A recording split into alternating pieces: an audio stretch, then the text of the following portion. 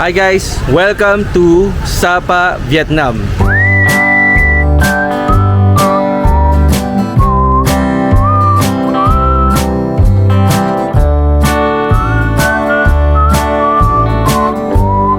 Hi guys, still part of our day 1 dito sa may Sapa.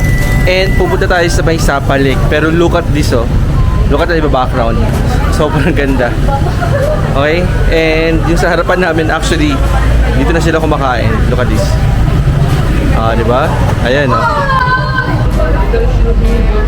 So picture taking muna. May mga bababa.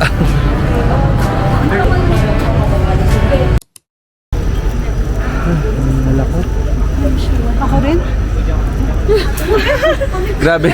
Nakakahingal pala guys yung pag-akit sa ganong kataas na hagdan. So, Pwede navigating. maglakad doon pag nagkamali, balik tayo. Navigate lang tayo. Going to Sapa Hotel. Ano? Mali daw si Jamie.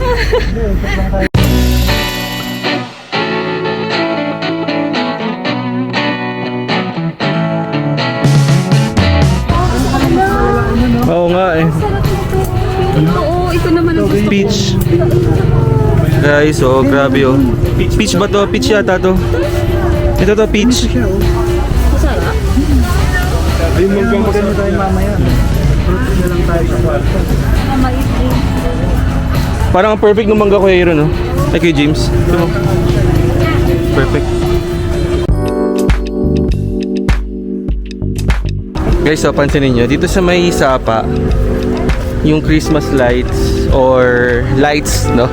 Actually tayo kasi sanay tayo tatawagin natin yung Christmas lights. Pero dito sa Sapa, Pasko man or hindi Pasko or holiday man or hindi holiday, laging meron silang string lights. Okay? Ano, all over the place actually guys. Alat din yung mga dito, mga hotel. So maraming hotel, no? And marami din silang mga fruits. Actually medyo mahamog kaya nagdala kami ng payong courtesy of the hotel.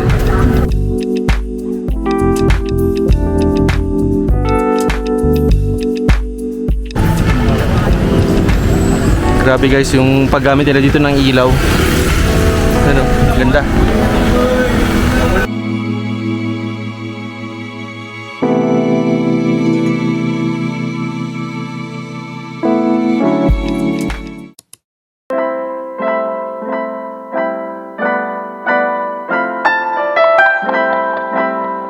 Look at this guys.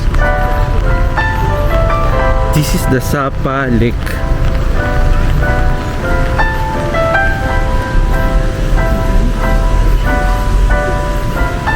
Ang ganda.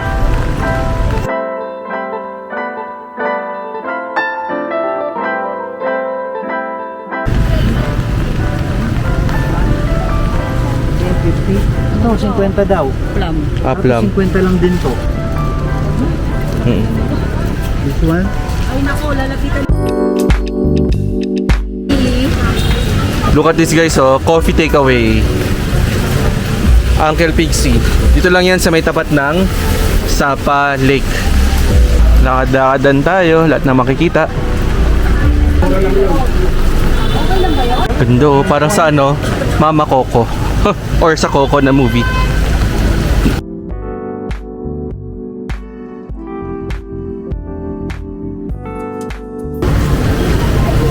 Half kilo guys, 30,000.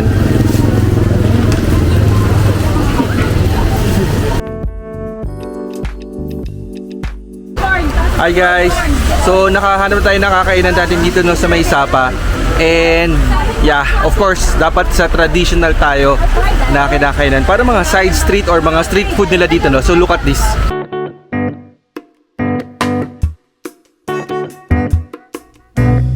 And guys, oh. Okay. One egg, 8 sausage. So kain tayo sa yes, dito. Yung mura nga 15, tapos ang kulang yung kanina.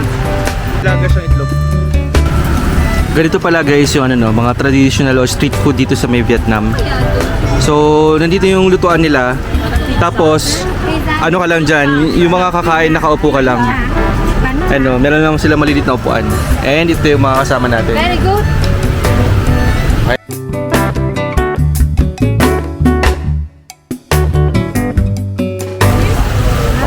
nakakatuwa lang guys yung ano, yung experience natin, no. Nandito lang tayo sa side street. Ayun, no. 15? Kita niyo yung mga dumadaan. 15? Yan. Ha? And then, tulog lang si ate. 15? Ay, ihaw. Iba ba lang? Yung usap pa. So tara, isa na natin to guys, oh.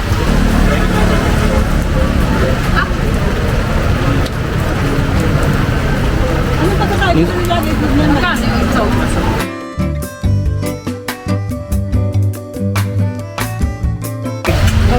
One more egg. One pizza Vietnam.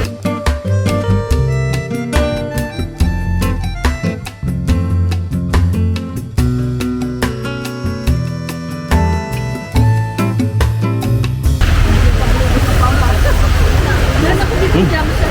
Meron akong jam. Wow, ang ganda. Pagpala yung sa...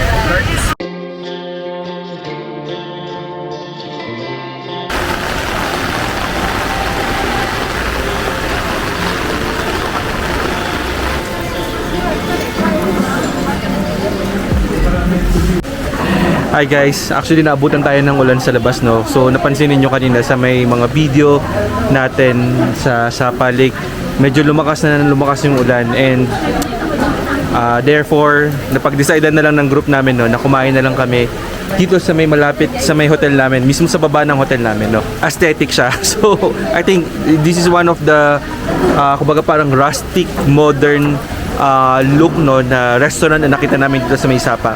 Okay? And at may background na yun, no, meron na nag-iihaw. Ayan, no. It's actually the restaurant.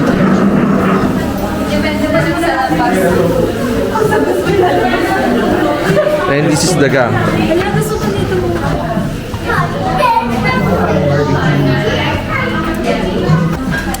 Hi guys, ayan, dumating na yung food natin and yan, papakita ko sa inyo kung ano yung mga in-order natin dito sa hotel natin, no? Kasi again guys, diba, remember, malakas ang ulan. Let's see. So, we got the barbecue ribs. We have the salmon hot pot.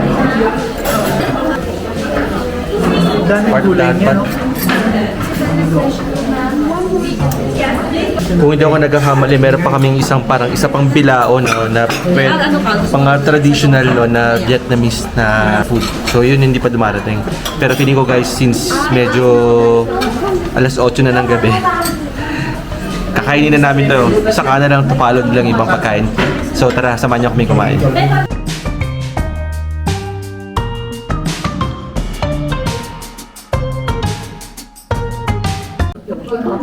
So ito yung order natin guys sa drink.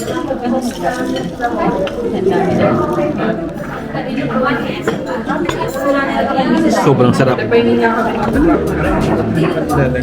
So let's have the tawag na dito, salmon hot pot. Okay.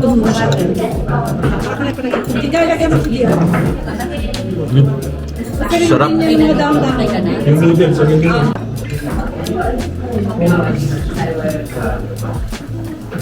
Perfect ng sabaw kasi nga maulan.